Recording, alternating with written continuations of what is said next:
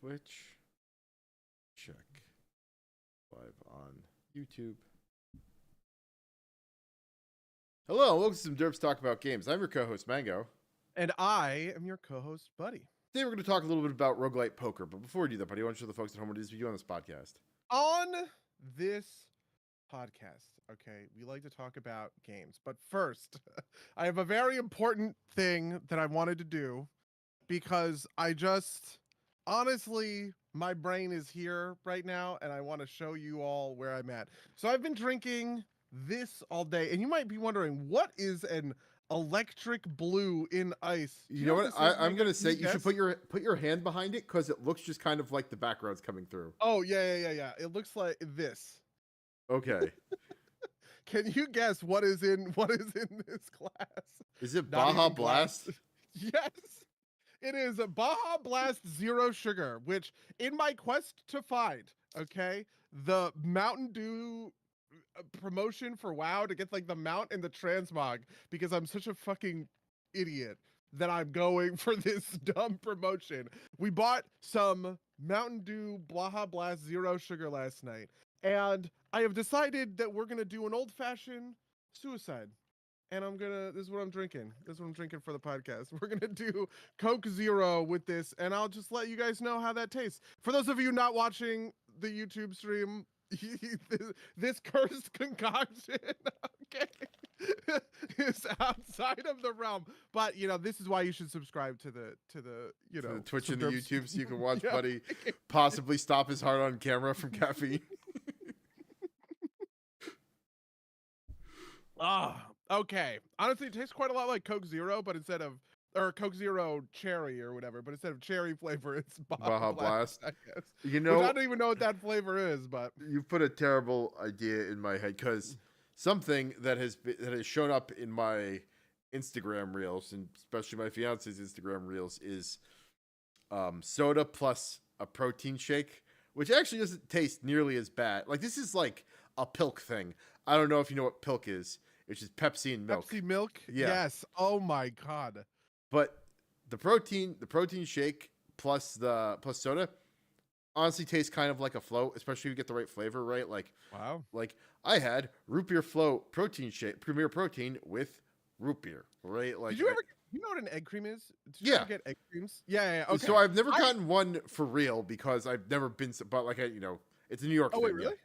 Yeah, like I've never been to a place that does egg creams, right? Like okay, interesting. Yeah, because the diner where I grew up in Maplewood would do egg creams. The Maple Leaf Diner in downtown Maplewood would do egg creams, and me and my dad would get them all the time. But they are a very specifically like New York diner coded thing. But there is a deli in there's a deli in Los Angeles called Cantor's on Fairfax, which is like, its whole thing is that it's like a Jewish deli from whatever, from New York City that is in Los Angeles. It's right across the street from CBS Studios, so you see famous people there. You see famous people there all the time. But they're open 24 hours, so Rachel and I end up going there all the time. And they have egg creams. And I think Rachel got an egg cream the last time we were here. But it is just like one of those like weird little things that, because of where we grew up, I happen to have drank a bunch of egg creams in my life, but nobody else knows what they are. I think I've actually been to this place, Cantor's. Really? Yeah, so many moons ago, when I visited Los Angeles, I think for the first time, before you lived, or maybe it was when you lived there, but I don't quite remember. It was, I'm calling them a friend of the podcast. It might be a stretch, but our college friend, Javier, we went and visited him at one point, and I believe him and his twin brother took me and friend of the cast, Charles, to this place. Because it looks familiar. Well, yeah. It looks very familiar. It is super famous. It is, like it is like a there's a couple of places like this in LA that are just like famous kind of LA spots. Mel's Drive-In would be another one that's on Sunset Boulevard. But so anyway, Cantor's on Fairfax, they do egg creams or whatever. And yeah. So I think the Cantor's thing makes sense to me because you said it's open 24 hours. I think we went there at like 10 at night or something, right? Like that was like... Yeah, yes, that is exactly what it is like there for. We go there at like midnight all the time. Yeah, okay. Fair enough. Well, that has absolutely nothing to do with what we're talking about on the podcast. Yeah.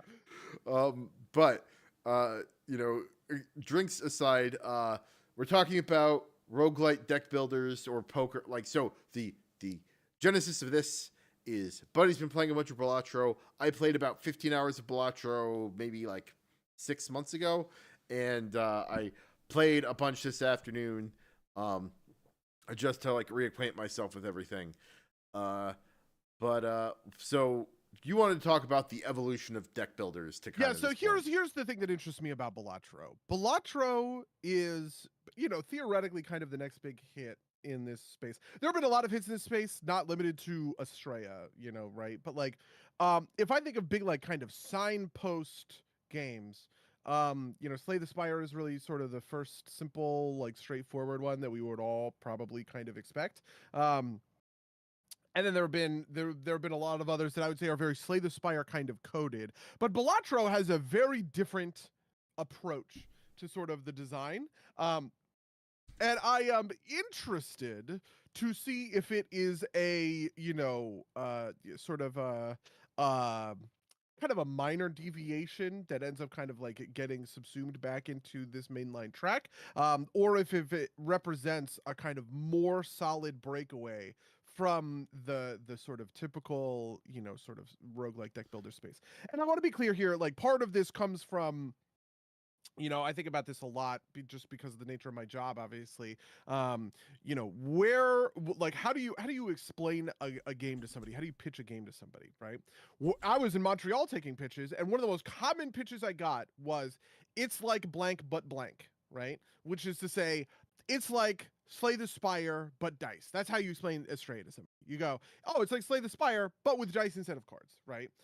Or you might say something like, it's like Stardew Valley, but you're farming corpses for zombies rather than, you know, whatever, crops for people, right? Like that. This might kind of be like the variation. Yeah, it's the elevator pitch thing, right? Like it's standard kind of like, you know, it's like it's Uber but for Y, right? Like, you know, like that's yes. Yeah. And so my interest is, will Balatro represent a new blank in that process? Will us going, it's like blank but blank, will we be going, it's like Balatro but roulette or something like that, right? Yeah. You know, because it represents this kind of like breakaway point where the, you know, the Mississippi, well, this is a bad way of thinking of it, but whatever, the Mississippi River forks, and yeah, no, like, is it enough to be its own kind of genre, right? Because this is like what happens with you know, like Vampire Survivors, right? Which you probably could have, you know, like, you know, described as like a reverse bullet hell or something like that, but it's kind of become its own genre that you know, has a bunch of entries in it, and, you know, but like you would describe, everybody recognizes Vampire Survivors as like the progenitor of that genre, or like you know, Dota being the grandfather of the modern MOBA, which has a couple, like, you know, Dota 2 and LoL as kind of its you know, as its like first generation, you know, descendants, right? First generation standalones, that kind of thing. And is like, you know, these deck builders are described often as roguelites, right? Because like rogue's obviously the game name there. Although I wonder if people really understand, how many people really understand what rogue is, right? Because like, even, you know, I, who am pretty deep into the genre, started with NetHack, right? Which is like the first roguelike. Like, it is a true roguelike, right? Like, you know, is same kind of design. Yeah, because most like roguelite is used nowadays to represent meta progression, right? The idea that at the end of your run, you're going to get some level of experience or something like that that is going to transition you into your next run, right? Also on top of that, a wider array of mechanics, right? The classic, you know, the classic version is a turn-based RPG, right? Like and like the specific, like a dungeon crawler would be like the classic version of this, but like a randomized one, right? Like that, which is what Rogue was, right? Yeah. But yeah, so, and now down this hole is like you said, the deck builders, and then is and part of this is my overall thing of roguelitification, which we had an episode on earlier this year, right? There was three of them. It's roguelitification, soulsification, and indiefication are kind of like the three forces that I, whatever, sloganeered to sort of describe things that I feel like I'm watching happening in like the game design, like of these the space that we're living in. Like, what does it look like to play games in 2024? These are three big, powerful forces that are all sort of exerting force, maybe is what I would say, on some of these titles, right? And roguelitification, we obviously did the whole episode, but just like a fly overview. In my mind, what roguelitification really is attacking is the complexity for players' ability to intuit game systems, right? Basically, what has kind of happened in my mind is that as you get players like me, right, who have grown up from super young ages playing video games, we're no longer in a sort of first or second generation kind of like game players, right? First generation might be like dads playing Pong with their second generation Gen X kids, right? We are now like steeped in the world of Xbox, live and every year there's a new Call of Duty and all of the rest of that. And part of growing up in that sort of environment means I think that we are better and quicker at adapting to the complexity of the games that we're playing. And roguelites are sort of a natural outgrowth of that phenomenon. Because what a traditional sort of RPG, for instance, will do is it will give you one incredibly detailed playthrough that takes however many 10 hours 20 hours or something like that, where the process of building out your character and moving through the whatever is like really like fun and kind of like satisfying, right? What a roguelike does is it pairs out a lot of the detail in that, and it gives you just in the space of an hour or two sort of just the feel of the progression on the ludic level, right?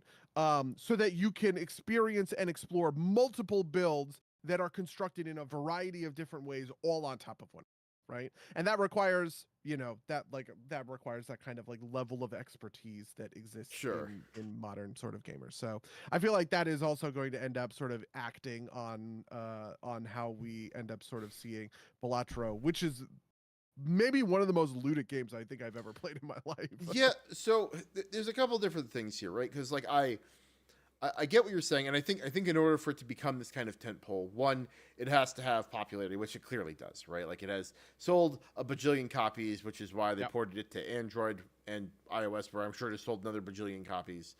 Like I was playing it this afternoon on my phone natively, right? Like not through a streaming service. And it's kind of That's perfect also where for I it. played it, right? Because I was in Montreal, I didn't have my computer, and I just needed something to do in the hotel room while I was, whatever, alone, wasn't ready to sleep yet, and so the answer became Balatro. Yeah, and so I think the problem you are going to run into, or not you particularly, but like, is that it has to have like easily derivative versions of it, right? Like you can look at Vampire Survivors and be like, oh, I can do a version of that. I can do a version of that with like, for example, VTuber idols, right? And do that game that is also very popular. Or like, with 3D models, or like with a different set of powers, right? These are all versions that exist online to various, more or less successful than, nothing's more successful than Vampire Survivors, I don't think, but like everything's kind of in more or less successful by their own metrics. But the thing to me that sticks out is like, I don't know if you can do this with another game that would draw the comparison to Balatro, right? Like the thing that instantly popped into my mind was published by you guys, Zoetti, right? Which also uses a standard deck of playing cards, but that doesn't feel like it's related to Balatro. It feels more like it's related to Slay the Spire. It just happens to use normal cards, right? Because like the essence of Balatro is that you were actually playing poker, right? Like you're not, it's not like you're dealing poker hands to like cipher through like, attacks, right? And defenses like Zoetti has, right? It is, you are actually playing poker hands to play poker. And like, there are wacky modifiers on top of it. and like you could do a different set of like you could do your own spin on the modifiers, but that is way too close to Balatro, and it would be like you're just doing fucking Balatro again, right? Yeah, so for instance, you could do Balatro with Yahtzee, right? Yahtzee is sort of poker with dice, kind of. And so what would it look like to do a Yahtzee-based roguelike where every turn you're rolling a bunch of six-sided dice, but your dice can be modified. You have certain, all these whatevers, and they're combining to create certain kinds of hands or something like that, right?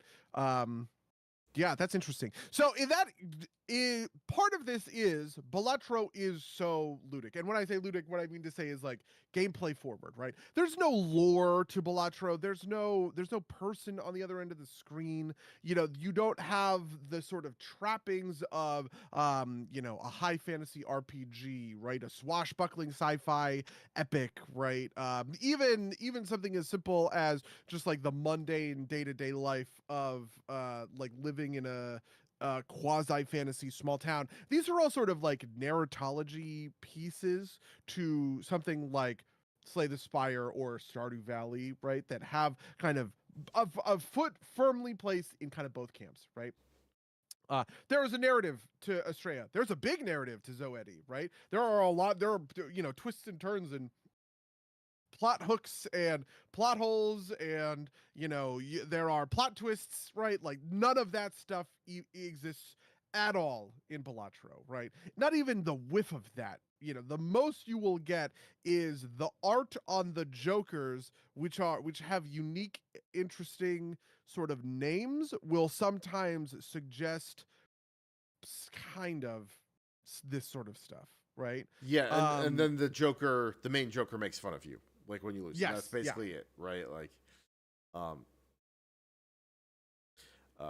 but yeah, so that is interesting. That's all, but I think that's part of what makes it identifiable. And you called out Yahtzee as a potential thing here, right? But like, I think you could do Yahtzee, but it would like specifically Yahtzee, but it would kind of like push believability, right? Because like you don't like have like a deck of dice, right? But you'd have to do something like that in order to like keep the gameplay interesting enough, right? Like you'd have to have like individual dice that you apply modifiers to or whatever, something like that. And like Yahtzee is the only thing I can think of right now that would like fit that, right? Like there's not a lot of games that like maybe do you like Mahjong maybe, right? Like something like that, like because you have to do like a game that is soloable, right? Or like that, like you can at least do scoring in the abstract, right? Like, could you do like competitive Balatro, but like with hearts, maybe? But like, I think you don't ever want to do something that's competitive, because the thing that makes these games work is kind of like doing runs until you hit like a broken combination, and that's miserable to play against, right? Like if you ever like I get Jimmy found like the broken combination, and so what's the most broken combination you feel like in Balatro? I think it was like 4 card straights and also skippable number straights combined with the voucher that like makes sure that your most played hand always appears in the planetarium, right? Like and so I could just like pump up straights a bunch. I did that, but with it wasn't actually skippable numbers. It was that reds were red and reds were all the same suit and blacks were all the same suit. Yeah, so and I was just hitting royal flushes constantly, Yeah. But even then, like I've never gotten like super deep past the beat point I've gotten like a handful of antes up past like the end point, right, where you beat the game. But never much past that, because like occasionally eventually you run into a I forget what the term is, but like for like the boss level on each ante, like you run into one of those that just like fucks your strategy, right? Like you can't Oh yeah, like you can't play hearts, and all of your red cards are hearts, and now you're completely fucked. Yes, Yeah, absolutely. something like that. Or like, you can't play. You can only play each type of hand once, right? It's like, well, you know, I can if I don't blow it out of the park with this one straight, right? Like then I'm fucked, right? Like Yeah. um uh but and so like you can't like the point being you can't do that competitively, but Lou in the chat says roguelike solitaire. I don't solitaire I think the rounds are too long for it to work. Like I think there's a version of something that looks like solitaire that you could do, but you wouldn't identify it with Balatro. You would identify it more with like Slay the Spire type thing, right? Um, like I could see Balatro inspiring more games in kind of the Zoetti lane, where you're utilizing a normal deck of playing cards and doing mechanics that way. But um, I just don't see a ton of opportunity to do basic card games with power ups that like or like basic. Is there a See, term? part of it I would say is that the applicability of poker, the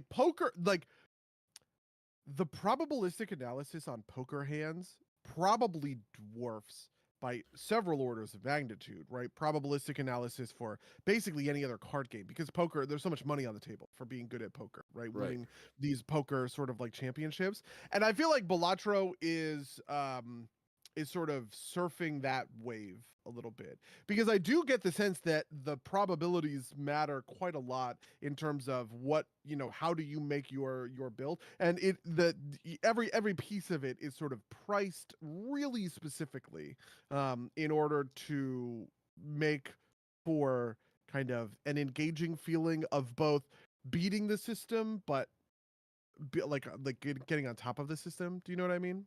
Yeah.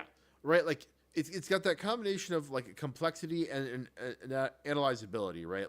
Yeah. Like in order to be very good at Balatro, you basically want to be like a pro level poker player that knows these probabilities like the back of his hand, right, and can like count out of the shoe or whatever, right? Like, uh, in the chat, Lou says war might work, but it's kind of reverse. Yeah, like that. Like part of the problem is it's also a game that's complex enough that you can like have fun with it, right? Like you could maybe do blackjack, right? But like that's like 3 to 4 cards in play at most. Yeah, because part of it is the variety of builds, right? Yeah. Like this is like a cornerstone of this genre. You have to be able, you can't have a roguelike where you can only have 2 or 3 builds at any given time, right? In Estrella, right? Even in Estrella, I would probably say like 20 plus over the course of like that. Like you can build each character probably 3 or 4 different ways, and that just compounds basically. And so I'm definitely really interested, and kind of, I don't know. I would be really interested to see if there was another game that matched that level of it. Because part of it is also scoring, right? I think the reason Uno wouldn't really work is because Uno like the win state of Uno is drawing down the deck, right? Yeah. The win state of Balatro hands is generating points. How do you measure that when it comes to something like Uno? That's actually kind of tough. Yeah, like you could. The thing is that like you can't score an Uno hand, right? Like, Yeah. um, you could like you want a thing where you lay down like a sequence that way, and that the sequences are characterized differently, right? Like, I think you know what I think you could do it with hearts, right? Like you'd be playing one per place at the table, right? And you could score the no, because there's like not enough. There's Like not a variety there, I don't think. yeah, Like how what are the different ways you feel like you could build yeah, you happen? could like you could like score different suits, I guess, like different tricks, but and like you could also like do a shoot the moon build, but that's basically it, right? Like Yeah. um There's also like, this is why I was thinking Yahtzee would be close, because Yahtzee has like the hands advantage that poker has, right? Poker, you are making a variety of different hands, and in Yahtzee it's the same thing. You're rolling your dice, and then you're choosing specific dice to like lock in and re-roll or whatever. I think I haven't played Yahtzee Yeah. since I was 5, so I could be no, well, wrong. it's basically poker with dice, right? Like, Yeah, exactly. um, yeah. So, Lou is naming games in the chat: Rummy, Canasta, Cribbage, Pinocchio. I actually don't know how to say that. Pinochle. Pinochle. Oh, that. I don't know how to. My dad knows how to play Pinochle. But that's. I think this is the problem, right? Like in my mind, like, you know, dominoes or what was the other one or mahjong could work theoretically, but they don't have the same type of, like, mahjong could work in Asia, right? But like everything else doesn't have the cultural penetration to be immediately recognizable by everybody, right? Like the whole Balatro is built on top of like the Texas Hold'em World Championship that happened in like the early aughts that made everybody understand poker, right? Like, I mean, we played poker all the time when we were kids in high school, right? Yeah. And I mean, in that all, like, like five, like the 5-card draw, I guess is what it's called, right? Like, yeah. But like, I think basically everybody knows how to play poker, and like if they didn't, then like the Texas Hold'em World Series of Poker thing that popped off, kind of brought it up into the cultural consciousness enough that everybody understands it. And I don't know if there's another game of that sort that like exists in the consciousness enough to like build a game. Oh man, I have the greatest answer to this actually. Okay, but it's wrong in a way. It's chess. But like it's such a completely different game. But that is I think it's the exact it hits those parameters. I actually think most people know how to, or learn at some point, or even just vaguely understand the mechanics of chess, even if it's as simple as something like from Harry Potter, right? Sure. Like they have like the chess scene in the movie, or I guess the book, who cares, whatever, right? Like chess is like the only other game I think that has the cultural cachet that probably like poker does, in that kind of like board game, card game sort of like. So I think there are games that have the cultural cachet. I just don't know if they're adaptable to this format, right? Like I don't think. Yeah. Like, so the version of this that's chess is a very heady game called Really Bad Chess or Really Hard Chess, which I have seen, which is like, nonsensical board states, right? Like the classic version of this is like, solve for check, right? Like this is like Hearthstone puzzles, right? There's Really Bad Chess or Really Hard Chess, which is like a variant that I have played on. I forget the name of the program, but it's like a New York Times style game where it's like this is a chessboard, but like you have like not like standard pieces, but in non-standard arrangements, and go win the game of chess, right? But you can't, like, those are like daily puzzles. Those are not like, you can't like do builds, right? Like you like maybe you could like do builds for chess, but I can't. Like chess is so fine. I do think you could do, to be fair, I do think you could do it. Like I think you could, you could have it. You could do a chess roguelike, right? Where at the end of every you're playing a match of chess, right? You start off, it's match 1, okay, whatever. But like as you progress, it's like, okay, your rooks are now queens, right? It's like you beat the boss, the rooks are now queens, right? Or maybe you start with a certain number of pieces, right? Maybe you only start with 3 pawns, a rook and a bishop, and you get to draft new pieces into your thing. Or you get rules, rule modifiers, right? Every time your bishops take a piece, they can move again, right? Like, so you could do any number of these kinds of things, right? And it would all be based off of the board state of chess, and you'd be playing against another person. That's maybe the closest, I think, to Balatro I can possibly conceive of in terms of like another game that is just running on the loop. Yeah, I think part of the problem though is you want it to be speedy too. Like, that's like I think the third big thing, right? Like I think the thing that popped into my head, you could probably do this for Monopoly, but a Monopoly game takes way too long to kind of iterate, right? Oh, that's interesting. Okay, sure. You think you could do this for Monopoly? I don't think you could do this for Monopoly. Oh, I think you could do this for Monopoly because people have done this. Like, there are already infinite variations on Monopoly that like mess with the rules in certain ways, and I think you could do that.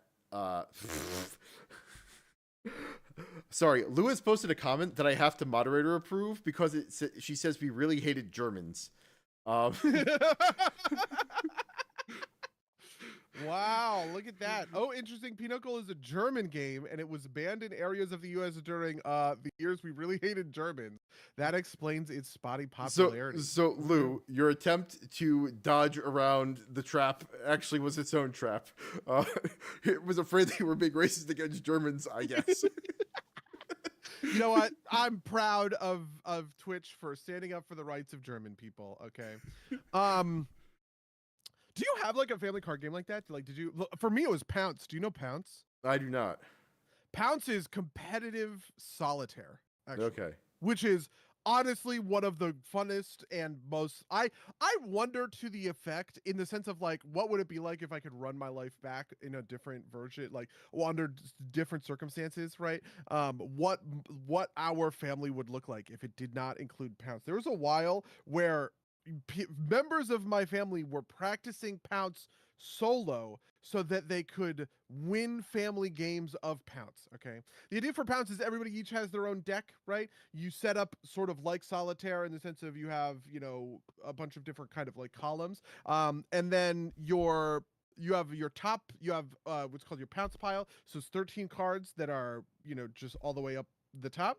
And the idea is you can build against one another's aces. So you know how in solitaire you put an ace in like up above the thing, and then you can start building out. So you put the ace of spades, two of spades, three of spades, all the way down. In Pounce, what you do is whenever you get an ace, whenever you find an ace, you put it in the middle of the table, and now anyone can put a two of spades on your ace of spades, right? um And the victory condition for Pounce is you deplete your Pounce pile. The person who gets all of the 13 cards on their Pounce pile off of their Pounce pile yells Pounce, and they have won, right? At that point, they win a couple of points, and then everybody else, or I'm sorry, at that point, they deduct. It's a low scoring game. They deduct a certain number of points, and then everybody else gets a certain number of points for the Pounce piles that they have. And the other thing is that you get points, I think, for completing um, other stuff. Yeah. Anyway, that's Pounce. That game was wild for our family. Like, when I was a kid, going up to grandma's house for Christmas, like we would do these big 8-9 player Pounce games, which are incredibly active, because what you end up with is like three things that are like at the four of spades or whatever, and everyone has a six of spades out. Okay. And so what you need to do is somebody places the five of spades, and you need to bridge your six, because it unlocks your whole sort of like, it unlocks your whole sort of build. It's a lot of fun. We should actually play. If we can figure out a way to get a bunch of different colored playing card decks. Yeah, it's not like, there are like not like 10 billion different themed playing cards that we can. Although you've unlocked like with that specifically. Did you don't partake of the drink, so you would never have played Kings in college? Oh, I played so much Kings. Okay. Are you kidding? I played so much Kings in college. Yeah, absolutely. Okay. Um. It my the group of friends that you weren't always part of, mostly because you didn't drink at that point, right? Like Yeah. we played a lot of Kings, a lot of different drinking games, but I think Kings would work for this, right? Yeah. Like the reason that came into my head is we used to play with this deck of Star Wars cards, and the Padme card was destroyed because we like joking about the Padme card, right? And so like it eventually got like, no, it's my Padme. It was Yeah, Kings is actually pretty interesting because it already sort of has a like rule making kind of it had like right? you would want the king to like the kings would have to be defined, right? Like the fun of Kings is that the king lets you make arbitrary funny rules, but you could like make that work. I guess the way you do it is that like essentially you'd want to like force people out of the game by giving them drinks, right? And so the strategy is like how you do that, but it's hard to like get that kind of like table politics going in a single player thing, right? Like you like emulating that, but that's the thing that might work. In response to your original question about like games played at home that might fit this mold, my family played a lot of Millborn and Pit, which are like, have you heard of these games? Oh, Pit. Pit's like a stock There's like market a game. weird thing in my brain that is like unlocking. What's the? Well, okay, it's a stock market game. Yeah. Um, basically, you need to. I cannot remember the rules. Uh, Wow. Okay. yeah. We played a weird version of Kings where you had to stack each rule you personally drew. If you failed to do a step on your turn, you lost. Yeah. Um, that's a little bit nuts if you're gonna stack rules like that. But yeah, we used to That's like Simon Says or something like that. Yeah. yeah. Um, and then Milbourne is like a French game about driving, actually. But it's like you were trying to go 1,000 miles Milbourne, or 1,000. I don't know what Bourne is. I assume it's not miles. But like over the course of several hands. But like you can get a flat tire, right? And so you can't advance anymore until you find like either a repair or like there are different there are like 4 different cards to give you immunity to those conditions each hand, that kind of thing. Memory test drinking games end quickly, at least. Yeah, that is that is fair. But yeah, that's like the only like there are things in that kind of milieu that I think could kind of work, but I'm just not seeing enough variation in strategy to really make it work. Like you would have to artificially hitch in some strategy, which is doable, right? Like I think Monopoly could work here because you could, hitch in controls on how you moved, right? Like or something like that in a way that that made those probabilities come out, right? Like I guess like a version of Monopoly where you advance by like drawing cards, advance the number on the card face or something, where you could like get those probabilities out or something like that. But I think the problem is gambling games work because they are kind of played solo, right? Or they are capable of being played solo, right? Like each resolution is independent of everything else. But most gambling games aren't complex enough or don't have enough strategy to them to be able to make it doable, like fit into this format, right? Most gambling games, are played against the house and the casino has an itch, right? Like, and there's like you threw out at the beginning, Balatro, but with roulette. What's the gameplay, right? Like, I don't know, man. You no, figure something out, right? Like, but no, yeah, I'm not, yeah. I'm just pointing out what the problem would be, right? Like, Yeah, especially because like roulette would be particularly bad for this because I think all of the spice in roulette comes from the fact that it's played at a big table with a lot of people, right? Yeah. You walk up to a roulette table, somebody puts a huge stack of chips on something, and you're like, whoa, that guy is going hard for whatever it is, right? Same thing with craps, right? Like, yeah. Well, I wonder if you could make craps work based on kind of like, that kind of thing. Craps is an interesting one because there's a lot of interesting bets you can make, right? And you can, and the dice can be, like ways to fudge the dice would make sense. Lou says, I think trick taking games are where you find the fun stuff if you dug through them. I think I agree with you in concept, Lou. I just don't know how you would, like, again, the problem there is that is that you have to like account for other players, right? Like poker works because you can essentially play it solitaire, and you're building theoretical 5-card hands, right? And there's also like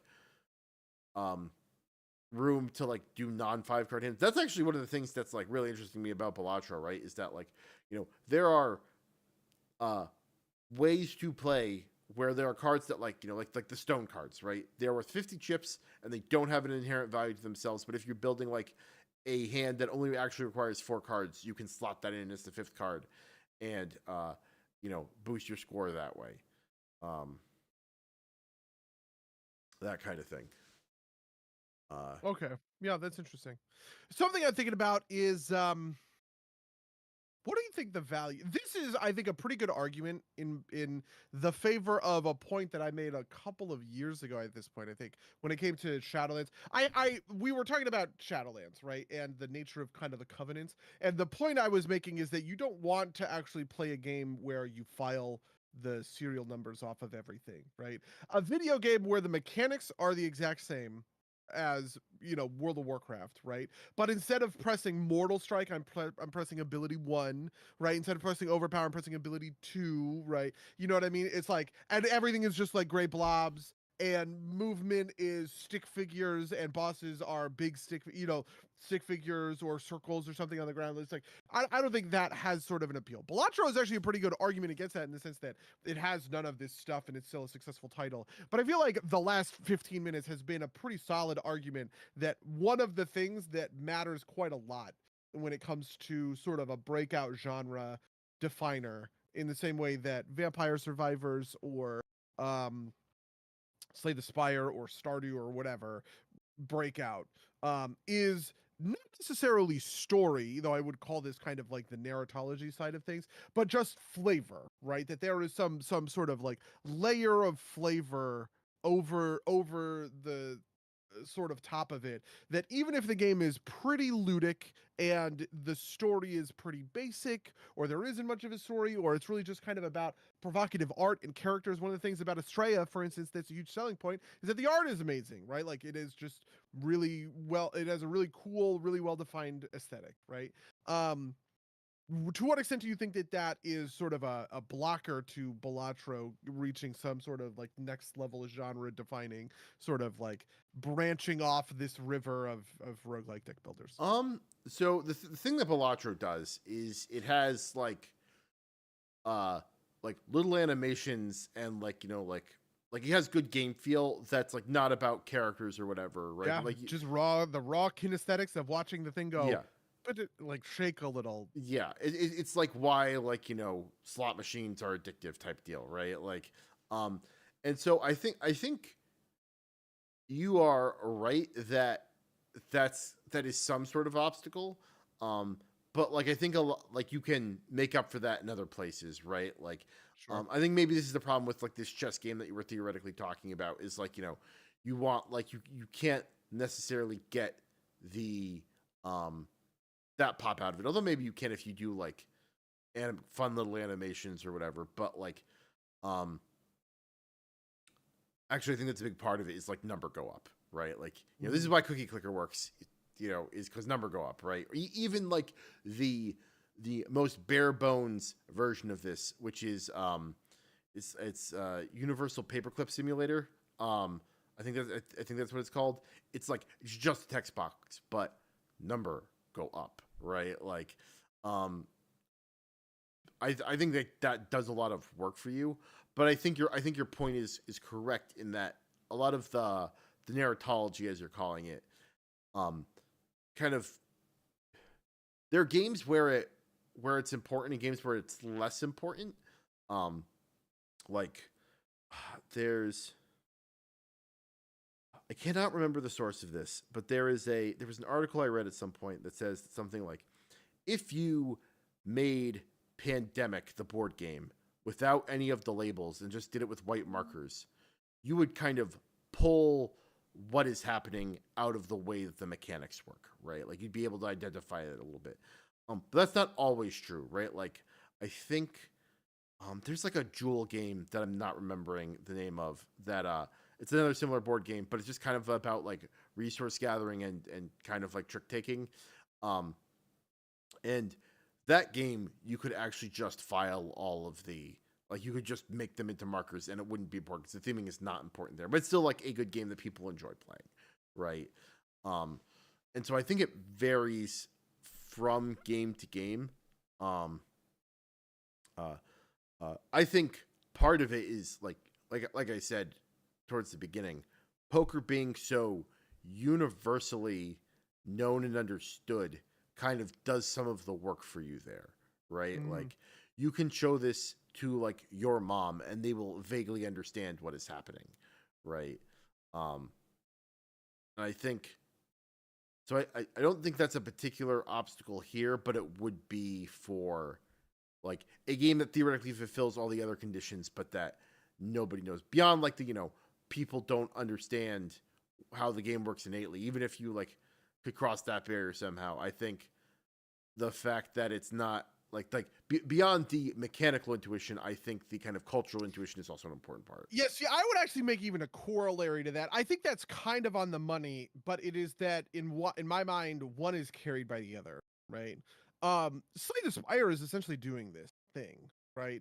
Which is that it's creating kind of a probabilistic card game for you to play where you don't know the rules. You have to learn to understand how energy works and all the keywords work and all the rest of it. Same thing with something like Magic or Hearthstone. Magic's kind of the preternatural example of this, right? In the sense that it's the first trading card game to ever exist, kind of. But I think those games are all carried by the flavor of it, at least in sort of that like hook kind of sense, right? Right. I don't think Hearthstone, with the serial number filed off, takes off in the same way that Solitaire could. Solitaire has no flavoring, right? It is a game with the serial number sort of like filed up, but it has sort of the cultural cachet of being Solitaire. People just learn how to play it. A deck of cards is a relatively straightforward thing, something that we've been, using for purposes for the, more than 100 years at this point. I don't know when playing cards were really invented. And part of how you sell someone in sort of like a game, like a game environment in the modern environment today is you explain the game to them through the lore and the aesthetic and all of these flavorful sort of narrative sides of the game that gets you through the tough part of actually bridging the gap from game simple to game complex and interesting. Do you know what I mean? Yes, I think I do. Because I also think, for instance, something I've been thinking about also is like addictive kind of mobile game experiences. I'm actually fascinated by this world. Do you ever play any of these mobile game ads that you get on, the site formerly known as Twitter or something like that? And the ad is almost always watch someone play game bad, and the feeling that you get is you want to play the game well. That's how these ads work, right? Because the game is simple, incredibly straightforward mechanics. You immediately grok these mechanics, right? But the person recording the footage for the ad sucks at them, right? And then this is how the game sort of like sucks you into its deeper, whatever experience. Card Solitaire is from the late 1700s. Yeah, no, that makes sense. Funnily enough, the Anthony Starr, the guy who plays Homelander, like is like the face of a game whose claim to fame is it's the game from the ads, but it's the actual game instead of being like that being a sucker draw-in that doesn't actually like do any of that. Yeah, because almost always those sucker draw-ins I find are because the games are too simple and it really isn't all that much sort of like strategy or choice, or like expression in there, like skill expression. Right. Yeah. But yeah, I kind of missed what your like. I follow the kind of like the what you were describing with the ad, but I kind of missed the impact there. What's so the thing the thing I'm laying out is poker's a complicated game. It's complicated. It's a complex game, right? In order to take someone from 0 to good at poker, right, you need to teach them quite a lot, right? Like that we call this overhead, right. in sort of like game design terms, right? Like what's the knowledge base you have to have in order to play the game well, right? That's overhead. Poker has the unique advantage of people walk in with quite a lot of overhead already taken care of, right? Because people understand they've played poker with their friends, right? They've put however many. I haven't played a lot of poker in my life, but I've probably played more than 50 hours, right? I've probably played poker with people in a collected experience. That's 10 times I played a 5-hour game. I played a night of poker, right? Or whatever. It is 16 times I played a 3-hour night. It's probably like relatable sort of thing, right? Um So I am walking in with 50 hours of overhead already kind of accounted for with poker. But with something like Slay the Spire, the overhead is you are starting from zero, right? You don't just walk in with that level of mastery over sort of the game and its systems. You have to learn that stuff, right? And I think something that helps bridge that gap is aesthetic. It's the Yes, thing that no, gets you in the door, right? absolutely. Like the lore, the narrative, right? Being able to sort of meet interesting characters on the road who are there to sell you cards for your deck or something, but they might say something funny that gets you to laugh, right? Like all of that stuff is stuff that helps kind of paper over this period until you get a mastery of the game system. Right. Balatro, you walk in with a mastery of the game system because poker is so well known, right? Slay the Spire, you have to sort of earn that. And that's true for most of these other sort of roguelike deck builders, right? Like we had to learn how to play Estrella good, right? And that's something that gets, even if it's just in 30 minutes, right? It gets papered over a little bit because it has sort of a I don't think Estrella, without its aesthetic and its narrative and the sort of I would call sort of maybe like the ludo narrative positioning of the characters, because that's like, to me that's actually the most important part, is this sort of ludo narrative positioning, which we can maybe talk about in more detail. Like that is the stuff that gets you from kind of zero to competent. Yeah, I think there's also like a level on top of this that is um a a learning curve, like you're saying, like you're describing a basic learning curve, but like the poker learning curve still has a curve to it, right? Like I think 90% of people will go into Balatro and understand how to play poker, but they won't have played enough to understand the probability of building uh a full house out of like a 7 draw out of a standard shoe or a standard deck versus a straight, right? I don't know those numbers. If you care about getting very good at Balatro, you have to learn that stuff, right? But that's like a learnable skill. Part of me wonders if that's part of why, like, the draw of it is that like there's a lot of individual strategy around not only deck composition, but like playing cards in combination that you don't typically get out of like a typical deck builder game of any sort, right? Like, in Magic, you have combos, right? But it's not like, you are playing, 2 blue cards and 3 green cards to get an effect, inherent to playing 2 green cards and 2 blue cards, 3 green cards and 2 blue cards or whatever, right? So I wonder if, like, a standard deck of playing card gets you there, right? This is part of a power Zoetti, right? Which is kind of like the halfway bridge point, right?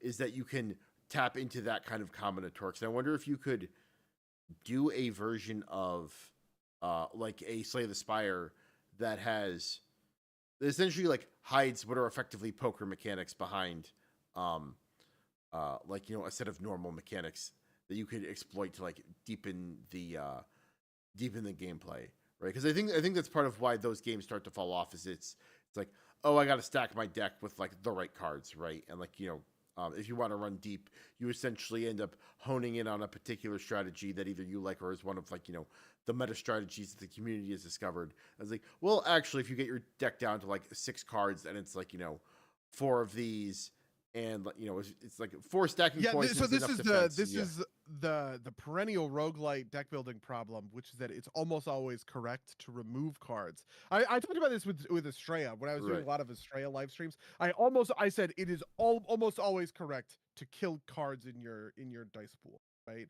Because the relative value of dilution, or the inverse value of dilution is really what I'm describing, right? Like removing dilution from your deck by getting rid of dice that aren't synergizing with the combo, the combos you're trying to set up, is so much more valuable than adding another die. Adding a die that dovetails with like combos you already have is almost always less valuable than removing a die that doesn't combo, right? And this is just because I don't even know that I could explain this in an intuitive way. It's because man, how do I explain this? It's consistency, right? Like, Yeah, well, yeah. So it is consistency. Yeah, and I learned this. I learned this through Magic and right. Hearthstone. Playing Magic and Hearthstone at a competitive level gets you to understand this really There's a reason decks have a straightforwardly. minimum size in trading card games, right? Like, Yeah.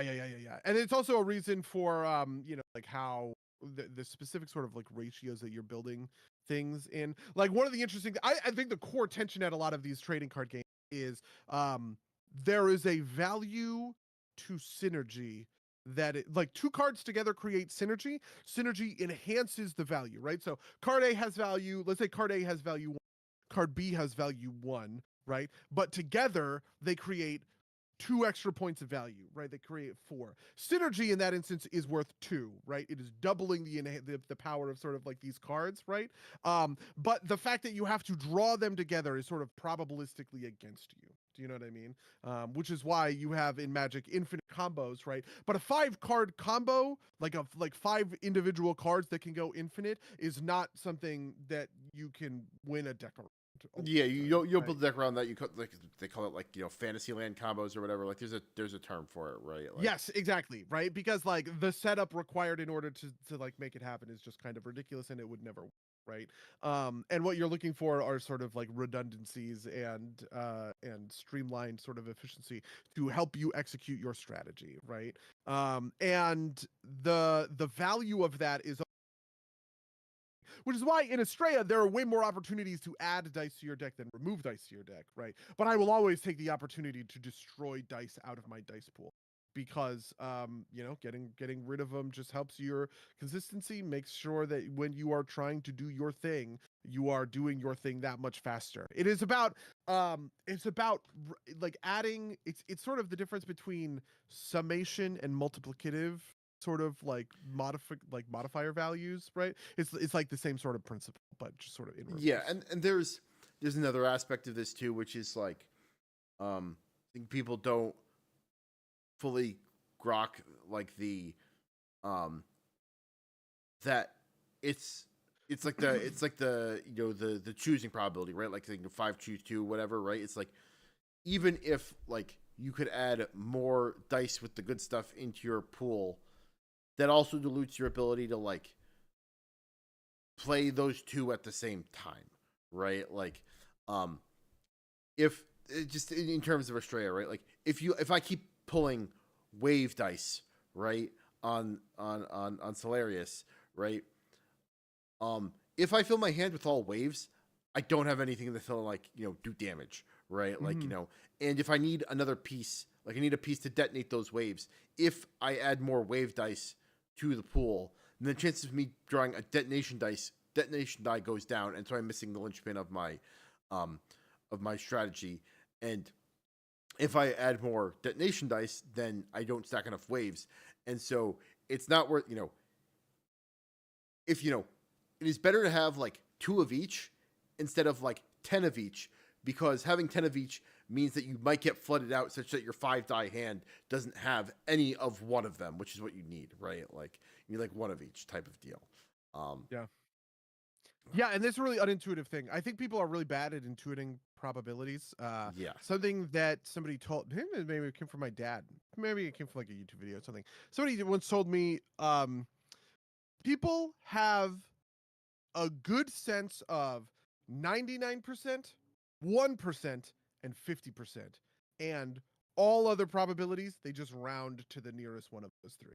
Right. I actually so the don't. idea is like, I think that's too generous. I think that's too generous. I think really? they have a knowledge of those 3, and once you're off of 50%, they roll they round to 99 or 1. I don't think anybody ever. Oh, rounds. Interesting. Yeah. Okay. So somebody would take 60-40, they would round that to 99%, right? Yeah. I would maybe agree with this. That's right, like this is like the XCOM problem, right? Like yeah. Because like 5 out of 5, 5 out of 6 means 5 out of 6, and that's a 1 on a 6-sided die, right? Like, yeah, that's really interesting to put it that way. Because I also I think about this constantly. Because I always measure everything in terms of probability, just like in my like day-to-day life, right? Because in my mind, choices are not consequential; they are probabilistic. This is like, I don't know. This is like metaphysical philosophy at this point, right? But like in my mind, I think a lot of people assume if A then B, but in my mind, if A, then it influences the outcome of Right. B, right? You know, if I do this thing, what are the chances? Can you ballpark the chances?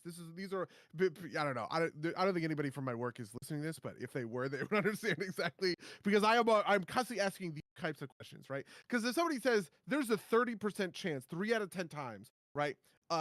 This thing happens, that affects my outcome, right? And I also think in terms of critical hits and critical misses, this is something we've talked about on the podcast before, right? Game developers constantly think in terms of critical hits. You know, when I'm reviewing submissions for games, people are always pitching me games under the assumption that their game is going to be Stardew Valley, but no game is like Stardew Valley. That's a critical hit, right? You have to pitch me your game as if I roll an 11 and I hit the boss, right? Like that's what you want your game to be, right? I sometimes use base hits and home runs to sort of like create this sort of metaphor. But I think that's not a skill that I don't see in a lot of other people. I think most other people aren't really thinking about kind of a possibility space where their decisions are influencing a number of different possibilities, right? They think of their decisions as having deterministic, straightforward outcomes that always happen. Do you know what I mean? Yeah, and part of that, I think part of that problem is that like outside of like a simulation, right? Like it's hard to actually know what those percentages were because you only ever have like the binary outcome, right? Yeah. Like, who cares if like, there was a 30% chance that, outcome A happened. It either happened or it didn't. So it might as well have been 100 or 0, right? Like, Yeah, and there's also the confirmation bias of people staking claims want to be right or wrong, right? And confirmation bias is so powerful that the confirmation bias to say I knew it all along, I was right, is so tempting that I think that people kind of like fall into essentially kind of like that trap. But I wonder if I don't know. This is just in my mind. This is a way that certain types of people can choose to process the world, and there are upsides and downsides to that, obviously. And I wonder how much that influences sort of like the construction of a game like this, right? Because something I'm thinking about is like, let's say a game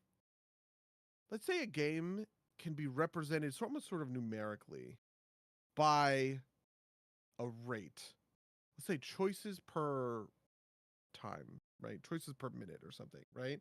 I think you could actually map quite a lot in like these numerical terms to the number that rate sort of like represents. This is why the ads don't work, because the number of choices that you have to make and the speed with which you come to them for whatever, the like moving the guy back and forth ad, or like the pulling the pins out of the thing ad. I'm trying to think, what are the weird stupid mobile games, right? Like the choices per minute in a game like that is fundamentally very, right? Like, there it just isn't, it's not skill testing enough, right? But the choices in Balatro are actually quite high, because at any moment you can make a number of different choices, right? It's not binary.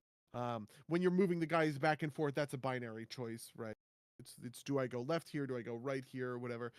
There's just not that much to it compared to in Balatro, making the choice to draw, to discard, to hold your hand because you're getting some kind of stacking value, right? I played a version where as long as I never discarded a card, my Joker was ticking up a multiplier. And so I kept having to play cards because I wanted that multiplier to break that chain, right? And that like influences the way that you're playing and the decisions that you're making. But I don't know. Anyway, I don't know if there's anything to this like choice rate for game good, but I kind of feel like it is something like that. Yeah, I mean, I think there's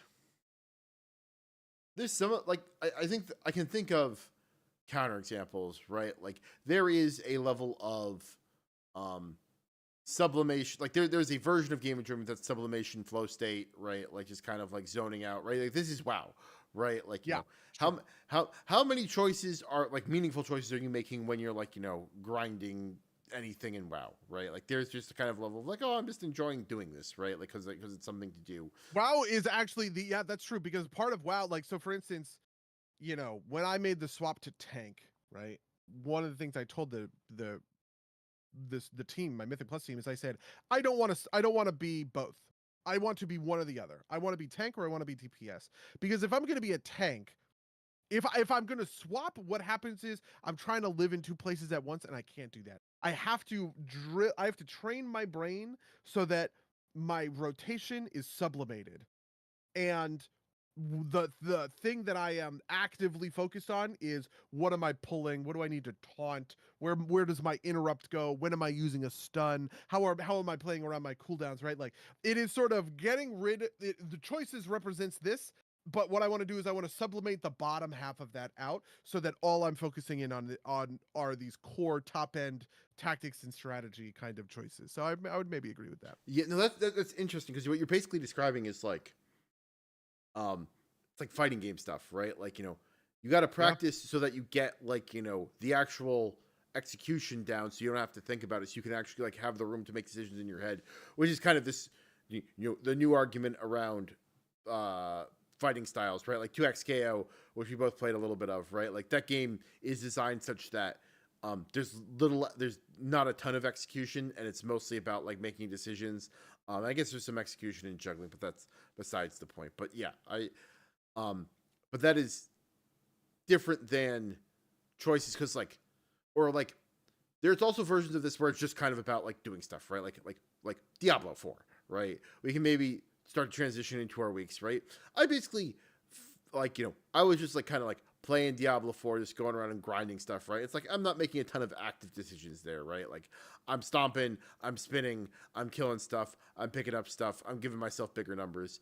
I actually fell off of it, and it was because there is a like a community thing where like you have to play with multiple people in order to get through it. It's like a raid essentially. But the way that everybody plays Diablo is nobody plays like at level of difficulty. They play like at level of triviality. Right? Like they just play at a level where like, you can win and you're good. And that's it, right? And playing through one of these raids where like everybody else was just like, face rolling everything in the dungeon, I was like, oh, that's I don't care anymore, and I turned off the game, right? Like I don't care enough to kind of I mean, this is the problem I've had with Diablo across 2 or 3 games now, right? Is like the game I want to play is the game where I am pushing what I can do like to its limit, and like that's where the skill lives, on that kind of edge. But that is always the wrong decision. You should be playing at the level of triviality until you get enough stuff that you can like bump up your level of triviality. This is happening to me with my Mythic Plus team right now. I won't call any of them out specifically, okay, low kicks. But the question is, do we farm tens, right? We can do tens. We can fill our vault with tens. Tens grant Valor Stones and they grant crests, right? But when you flub a key, you get fewer crests and it's harder, right? So right now we're pushing rating, which is sort of the skill marker, right? Like what is our M plus rating as we're just notching up, kind of tick tick tick, higher and higher, right?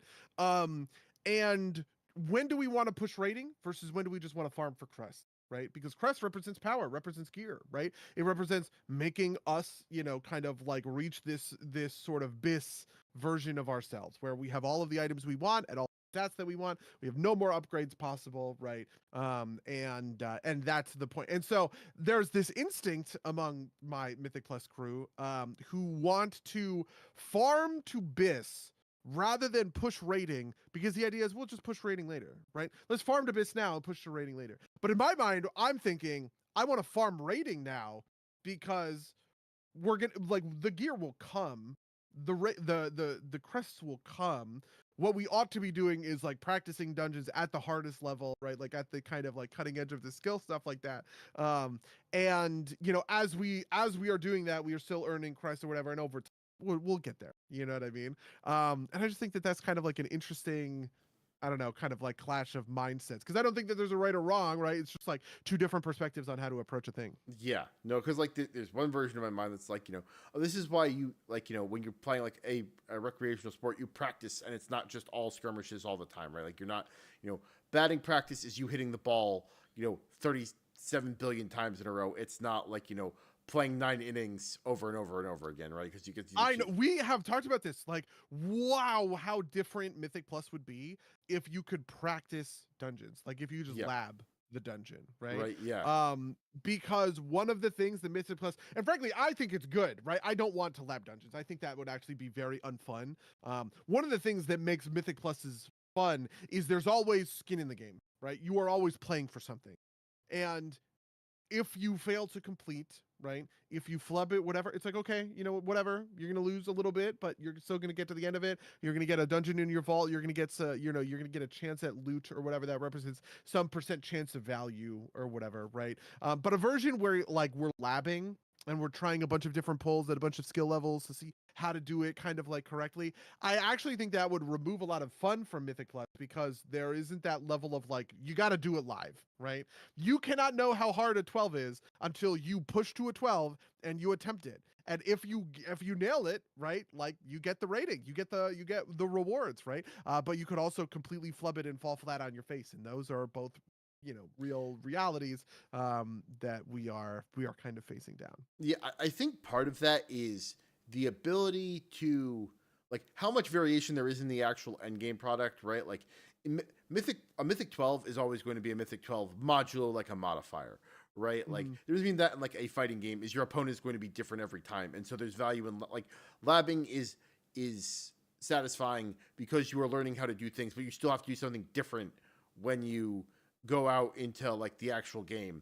Whereas if you could lab mythics, right, like there would be no difference between practice and execution, right? Like other than like individual segments, right? Like I also think that part of what makes it's the friction that makes mythics fun in a lot of ways, right? Like one of the things that I have the most fun, one of the times where I have the most fun playing a Mythic Plus dungeon is actually not when a dungeon is rote, right? Like that's actually pretty bad. When mythics are fun is when we accidentally pull another pack and have to adjust on the fly to that X factor. Do you know what I mean? Yeah. Or so for instance, something that we have to do is sometimes is like we'll wipe or something, and now, okay, we have to pull more aggressively in order to beat the timer, right? Now our strategy has shifted to a different gear, and I am playing the game in a different way because of this stuff. And that stuff only happens because of that live sort of pressure, right?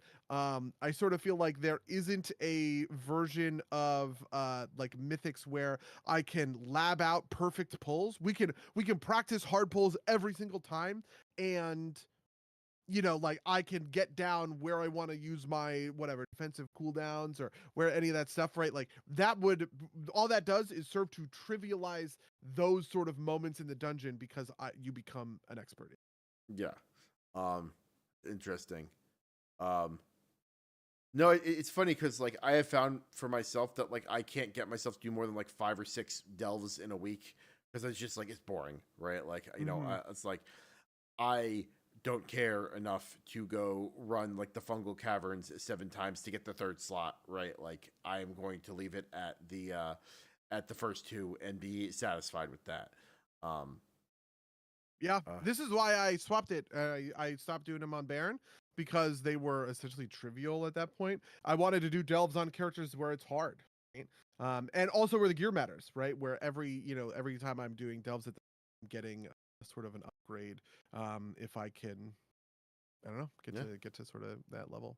So what else are you doing in WoW to move into our weeks? Yeah, it's mostly just a lot of mythics. It's also a little bit of like professions, stuff like that. Professions is where I'm chilling when it comes to WoW. I am grinding out my profession knowledge in mining and in right. So right now I have a number of different characters who I am farming every week on in order to get all of the knowledge points for it. So there's really 7 of them. 5 miners, which I know sounds insane, and it is, and then 2 herbalists. And so all that, oh, and then 1 Skinner, so 8. So all that really is 30 minutes a week. You know what I mean? I pop a potion, a file of true sight, so that you can get the camouflage things, and I just farm until it pops off, and then I swap to the next character, right? And I just put whatever I got into my like Wait, shared reagent I bank. don't. What are you talking about? File of True You know, Sight?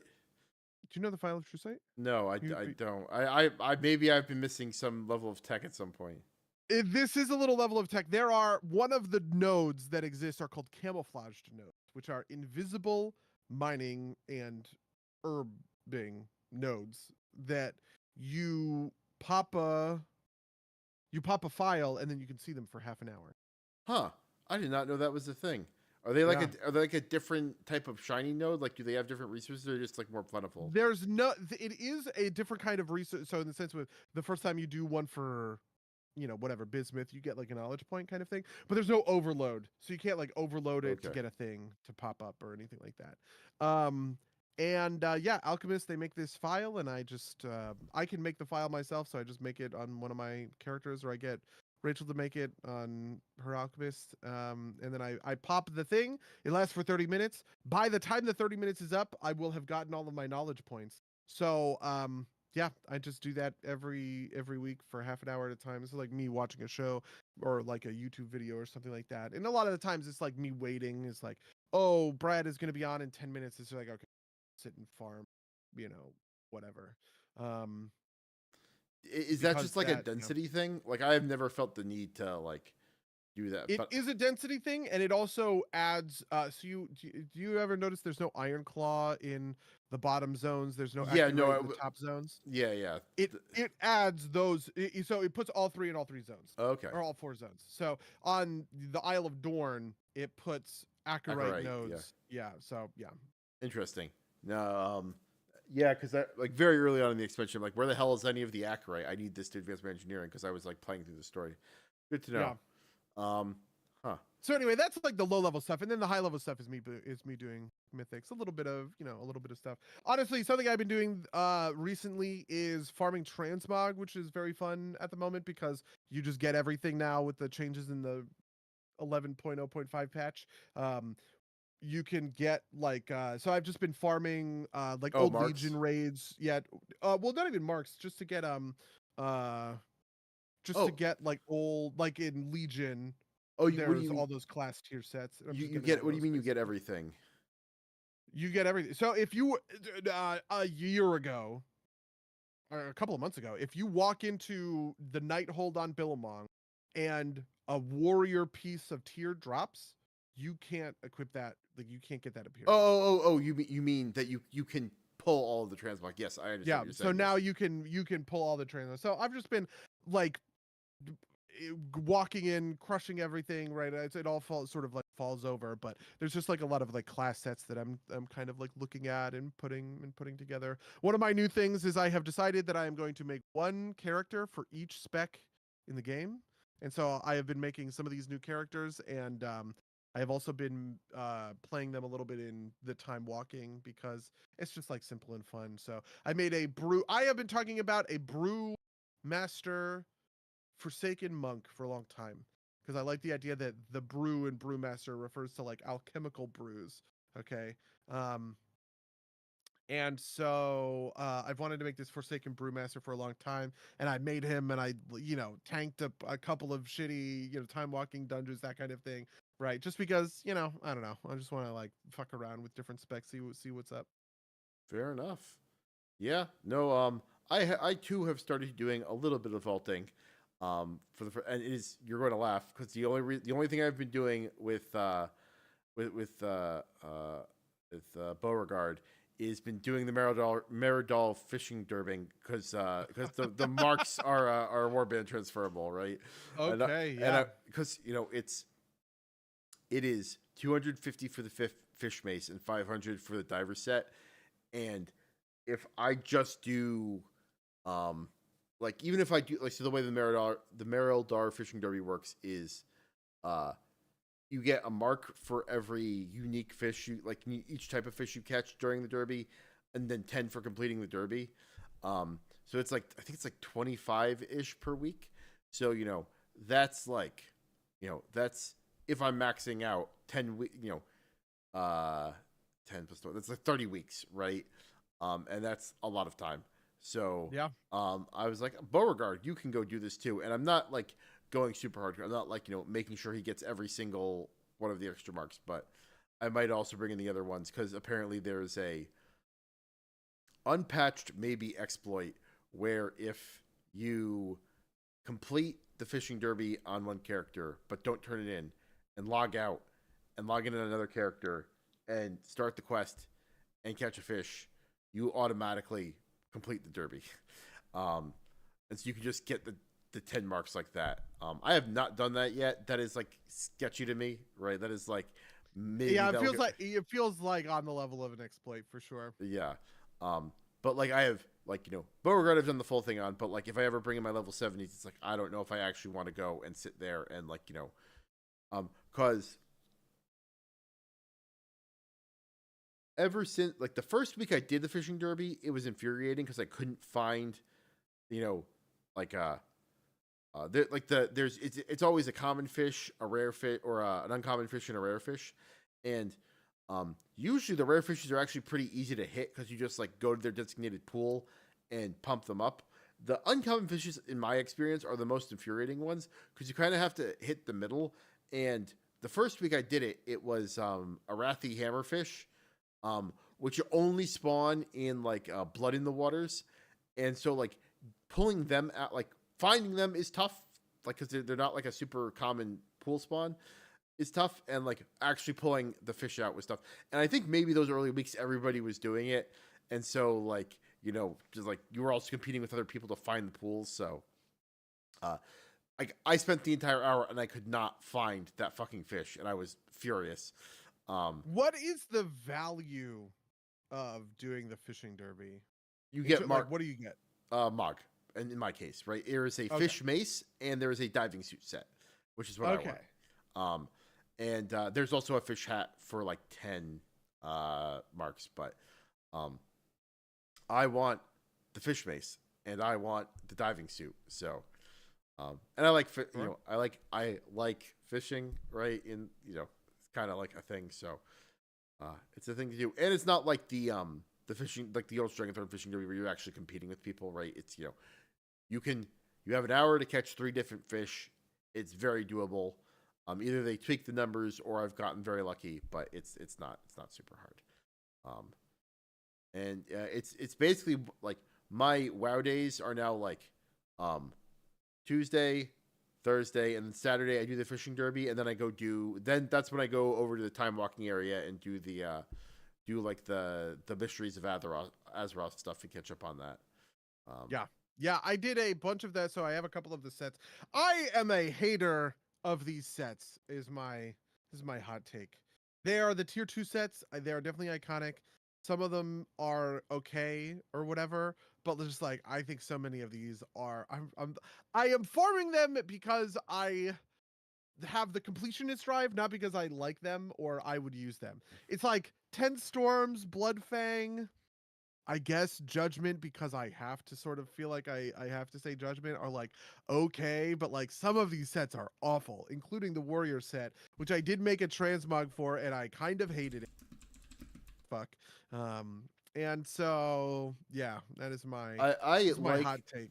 I like the monk one, but I think the ones they made for this are pretty good.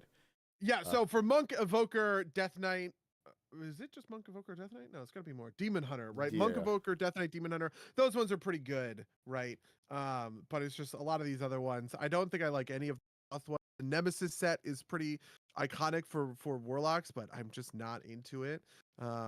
Yeah, so. Yeah. Evoker is really boring, Lou says. I don't know. I haven't I actually haven't. I don't know what the Evoker looks like. I haven't looked, so I know the Monk and the Death Knight ones look. That's what I yeah. Commenting on. I've got a soft spot in my heart for Judgment just because it's like very. It is quite iconic, yeah. But that's I have gotten my Monk set. I have gotten the Rogue set and the preset, and I think also the hunter set, because those are all my like level 70s, and it's like but I switched focus to get the like I think I've gotten them all at this point, but like the shield, the sword, the ring, right? Like the toys and like the individual item mogs out of it. So but like they also give them to you easy now, right? It's like that first, like the first couple of weeks where it was like 3 for an activity, that was like a slog, but now it's like okay, I'll get them, right? It's not hard. I still have to do Blackrock depths at some point because I never did that. Yeah, me too. I've done it a little bit on LFR, but I have not done like the actual thing. Like I want to clear heroic BRD. We'll see if we can get there by the end of the patch. Yeah. Just do it on LFR. That'll like do most of it for me. Yeah, what else? I played a little bit more of Veilguard. I feel myself starting to fall off of it, but I keep hearing that like Act 3 is really good, so maybe I'll make myself push through to it. What class are you playing? Warrior. Do you like it? Kind of, right? Okay. Like I have big kind of like this is like a worse God of War energy, like I said last week, right? I like playing with big hammers, so I'm playing with the big hammer man, but it feels kind of Dark Soulsy because like you commit, but like you can also roll out of things pretty easily. I do not like the magic. I was describing this earlier with Lou. The magical nature of it really bothers me. If I am playing a warrior, I want to hit a thing with my stick, and that's it, right? But every time I got to the end of the section, I leveled up and I started looking at like the skills, and I was looking at I was like, what the fuck is this bullshit? I don't want to summon a necrotic scythe. I don't want to summon a big hammer. I want to just hit things with the hammer I have. That's what being a warrior is, right? So yeah, I was thinking about re-rolling to like a spell blade or something that is like just like more magically flavored, that I can kind of wrap my head around it in a better way. Yeah, no, there's a part. I was deciding between Warrior and Spellblade, and there's a part of me that wants to go back to it or go and change, but I also don't want to go through all of the opening stuff again because I found it to be kind of a slog. Like, I do not like the like I think the codex is nice. I don't really like the dialogue like much at all. Like, I'm not grabbed by the story quite yet. Is it like marvelized, like that is the way I feel about it, right? I was actually thinking about this earlier. Is like the three text options are like, nice Marvel man, snarky Marvel man, or serious Marvel man, and that's what it feels like to me. Okay. And also I find like I fucking hate do you know who Balara is? Mm-mm. Is the elf character. I hate her. Yeah, I just got to the tower. Okay. In the fade when you die, the lighthouse or whatever. So I haven't really. Yeah. You can't really be an asshole. Yeah, that like I hate Balara, who you will meet very shortly, with a passion. She is like the worst version of a manic pixie dream girl, at least in my opinion. I came back around because there's basically like an Italian spy, and I'm okay with him. Volcanus, I think his name is. Okay. Or an Italian assassin. Lucanus, not Volcanus. Thank you, Lou. Lucanus. So I like him. But every time, part of something that has started to bother me is I didn't realize I was playing an over-leveled thing, or something that bothered me is that I found like a boss that is level 25 and I was like level 13, and so I like slammed my head against it for a while, and it's just like not beatable, right? Like it's not reasonably beatable, and it's like, oh well, fine. Are you playing on normal or hard? Or I'm playing on hard, but like it's also like it just clearly out levels me, right? Like like it is an armored boss, and I beat my way through the armor, and I like got like a third of the way through his health, if that much, probably less. And just because like the health bar is going down much slower, I'm just like, and then like more mechanics started to show up. Like there's clearly like a second phase mechanic. It's like, oh, Lou knows what I'm talking about. She beat it on level 12. I can't slam through his armor fast enough, and like more mechanics were showing me like I'm not going to be able to do this reasonably, and so you cheese it with your companions. Yeah, I'm not into that, right? Like I want to actually like fight the fights, right? Like, and I get that, right? But like that's like part of what's, you know, and I don't want to hold that against the game because I'm clearly trying to like do content that I'm not leveled for yet, but um, it's just I don't find it super duper compelling. I don't hate it, but I don't find it super duper compelling. The competition right now really is Deadlock, and I'm enjoying Deadlock. Like Yeah, I want to get into Veilguard, but honestly, it is hard for me. I don't know. It's just been hard for me. The thing I really want, here's what I really want. I want the next Total War DLC to come out. Like this is where my brain is really at.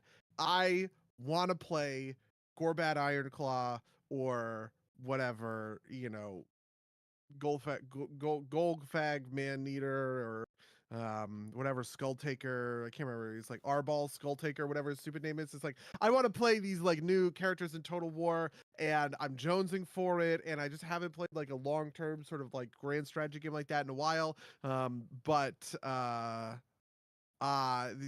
content's just like not out. This is like the cycle of Total War for me.